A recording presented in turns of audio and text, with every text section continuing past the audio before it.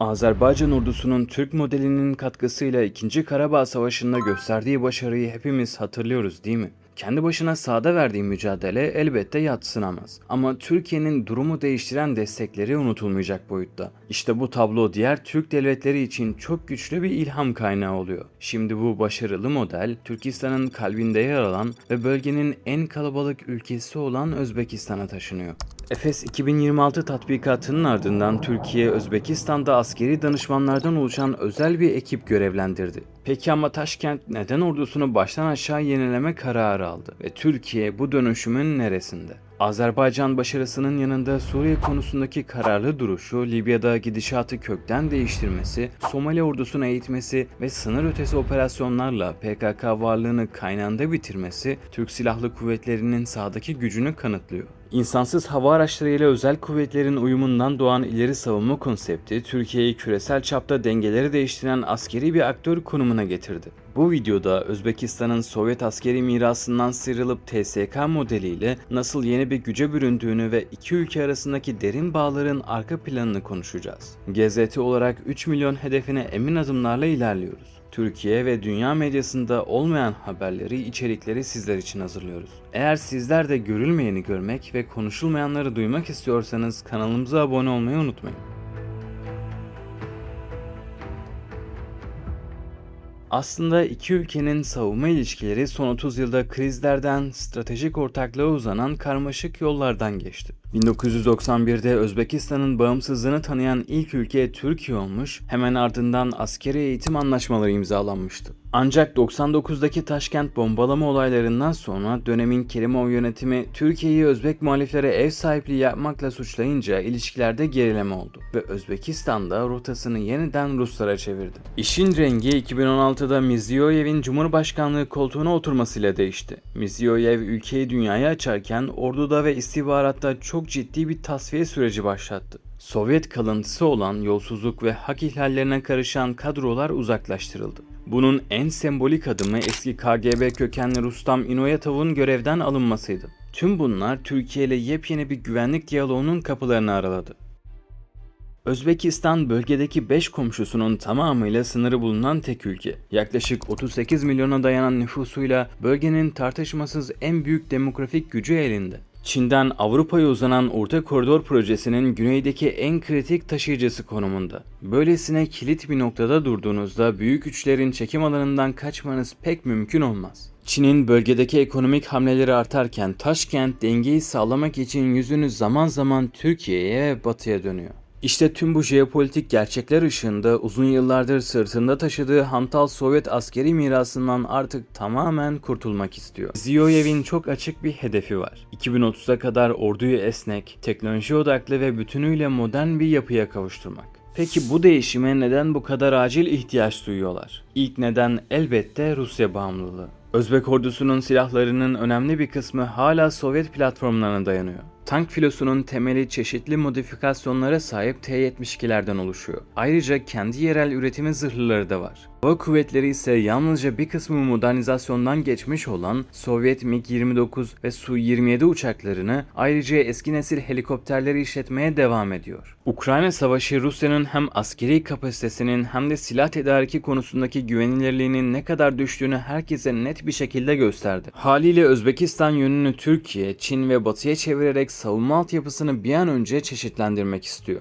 İkinci büyük nedense bölgesel riskler. Yanı başlarındaki Afganistan sınırı, sınır hattındaki gerilimler ve elbette Türkiye'den başlayıp Türkistan'a uzanan stratejik orta koridorun güvenliğini sağlama zorunluluğu Taşkent'i ciddi şekilde harekete geçiriyor. Bu gerekçe ise harp teknolojilerindeki büyük paradigma değişimi. Bugünün muharebe sahası artık otonom sistemlerin, elektronik harbin, siber saldırıların ve yapay zeka destekli komuta kontrol mekanizmalarının domine ettiği bir yapıya büründü. Özbekistan ordusunun mevcut doktrini ise büyük ölçüde Sovyet döneminden kalma stratejilere dayanıyordu. Ancak son yıllardaki modern çatışmalar açıkça gösterdi ki bu tarz kara orduları yüksek teknolojili sistemler karşısında bir anda kör ve sağır kalabiliyor. İşte Özbek ordusu bu yeni dönemi yakalayabilmek, SİHA'ları ve siber savunma birimlerini envanterine etkili bir şekilde entegre edebilmek için acil bir modern dönüşüme ihtiyaç duyuyor. Sadece yeni silahlar almak yetmiyor. Personelinde bu modern harp teknolojileri kullanma yeteneğini artıracak kurumsal bir reforma ihtiyaçları var.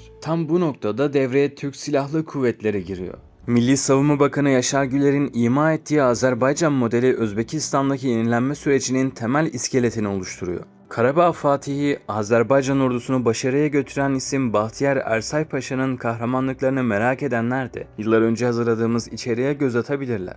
Bahsettiğimiz iki ülkenin haritadaki yeri ve karşı karşıya kaldıkları tehditler birbirinden oldukça farklı. Haliyle sahada uygulanan taktikler mecburen birbirinden ayrılacak. Hatırlarsanız Şuşa Beyannamesi ile Türkiye ve Azerbaycan ordularının beraberliği resmi müttefiklik seviyesine taşınmıştı. Fakat Özbekistan cephesinde işler çok daha farklı bir eksende ilerliyor. Temel harp doktrinlerine baktığımızda Azerbaycan'da taarruz, toprak kurtarma ve yüksek yoğunluklu konvansiyonel savaşın hakim olduğunu görüyoruz.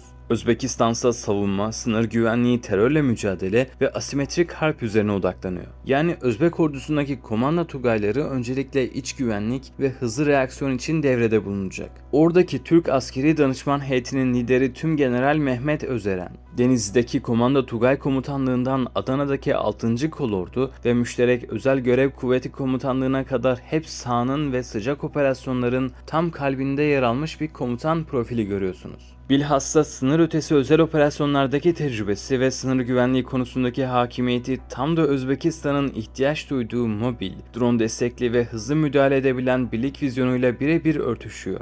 Bu işe Ankara'nın ne kadar önem verdiğini anlamak için Mayıs 2026'ya bakmak bile yeterli. Kara Kuvvetleri Komutanı Orgeneral Metin Tokel, bizzat Taşkent'e giderek Tümgeneral Özeren'i makamında ziyaret edip eğitimden savunma sanayisine uzanan bu geniş çaplı işbirliğini doğrudan sahada değerlendirdi. Olay sadece taktiksel eğitim veya silah satışı düzeyinde kalmıyor. Ortada fiili bir doktrin entegrasyonu var. Asıl amaç Özbek ordusunu NATO standartlarında bir yapıya bürümek. Ordu yavaş yavaş alt düzey komutanlara ve çavuşlara daha fazla yetki verme, topçuluğa dayalı katı Sovyet modelinden uzaklaşma ve Tugaylarla hızlı tepki kuvvetlerinden oluşan daha esnek bir yapıya geçiş sürecini yaşıyor. Askeri danışmanların tavsiyelerinin sahada tam olarak uygulanması halinde bu değişim dalgası subay eğitim sistemini, komuta yapısını, insansız hava araçlarının kullanımını, dijital iletişimle istihbarat sistemlerine ve hızlı müdahale birimlerinin organizasyonunu kökünden etkileyecek. Eski mantığın yerine modern standartlara uyumlu, dijitalleşmiş, asimetrik tehditlere anında refleks gösterebilen ve ağ merkezli harp konseptiyle hareket eden yepyeni bir yapı inşa ediliyor. Kurulan bu derin bağların en net yansımasını Mirziyoyev'in Ankara ziyaretinde kurduğu cümlelerde görmüştük.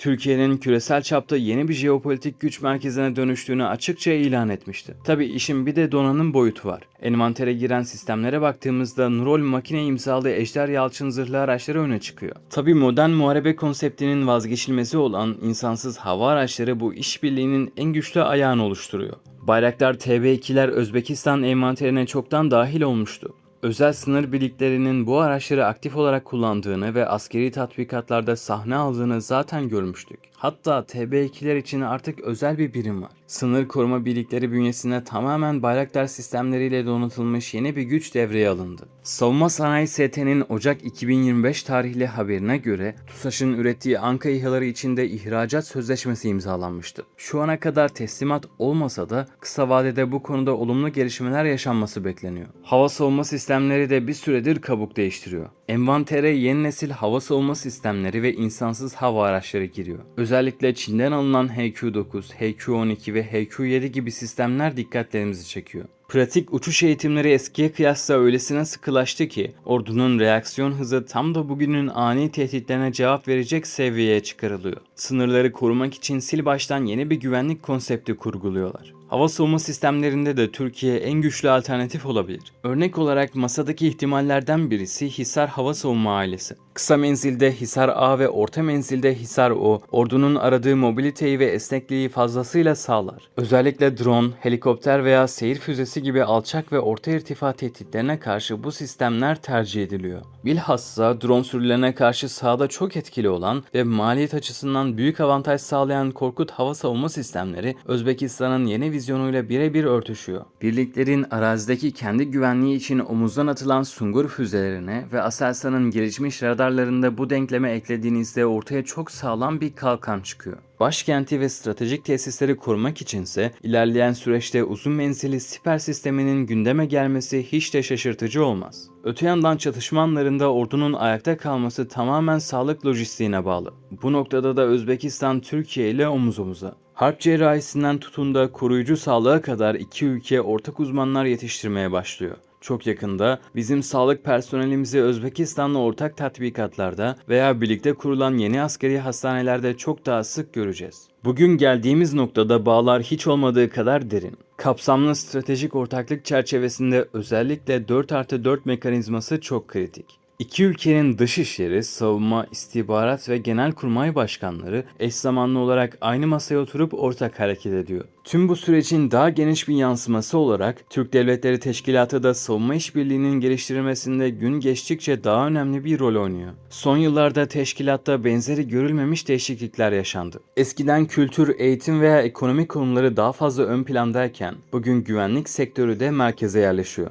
Türkiye'nin ciddi bir mesai ve beyin gücü harcayarak Özbekistan'a sunduğu bu kapasite inşası oldukça mühim. En büyük dış politika vizyonlarından biri de Türk Devletleri Teşkilatı'nın kültürel ve ekonomik bir forum olmasının yanında entegre bir güvenlik ve savunma işbirliği sağlanması. Özbekistan bu yolda çok kritik bir köşe taşı. Bölgenin en kalabalık ve en güçlü ordusunun TSK doktriniyle eğitilmesi Asya'daki Türk nüfuzunu güçlendirirken Ankara'yı Rusya ve Çin rekabetine karşı kilit bir dengeleyici aktör konumuna yükseltiyor.